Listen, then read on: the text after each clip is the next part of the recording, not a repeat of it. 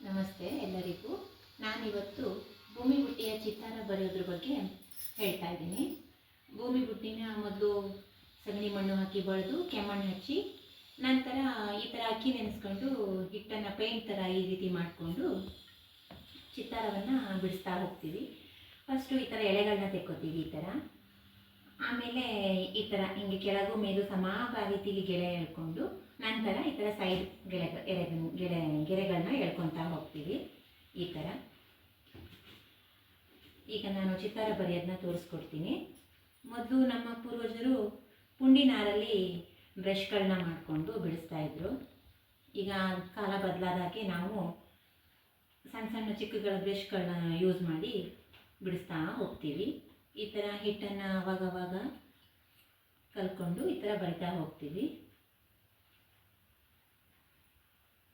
ಈ ಚಿಕ್ಕದಾಗಿ ಗೆರೆಗಳನ್ನ ಎಳ್ಕೊಂಡು ಅದ್ರ ಮೇಲೆ ಈ ರೀತಿ ಎಳೆಗಳನ್ನ ಹಾಕ್ತಾ ಹೋಗೋದು.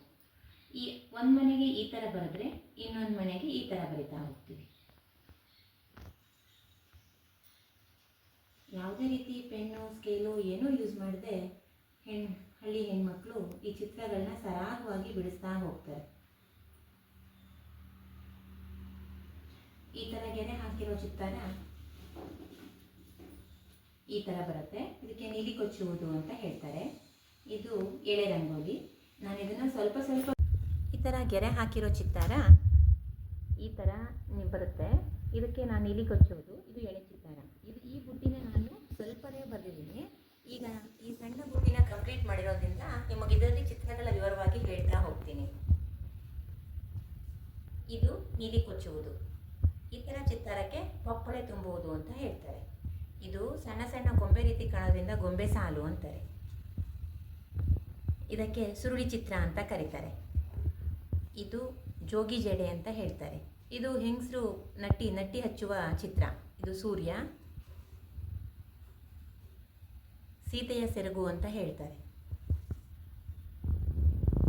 ಮುಖ್ಯವಾಗಿ ಭೂಮಿ ಬುಟ್ಟಿಯ ಎದುರು ಭಾಗದಲ್ಲಿ ಬೊಣಬೆ, ಮರ, ಮನೆ, ಭೂಮಿ ಬುಟ್ಟಿಯನ್ನು ಹೊತ್ತಿರುವ ಗೊಂಬೆ, ಪೈರನ್ನು ಹೊತ್ತಿರುವ ಗೊಂಬೆ, ಏಣಿ, ಹಕ್ಕಿಗಳು, ಕತ್ತಿ, ಸಲಾಕೆ, ಗುದ್ಲಿ ಇಂತಹ ಚಿತ್ರಗಳನ್ನು ಮುಖಪುಟದಲ್ಲಿ ಬಿಡಿಸ್ತಾರೆ.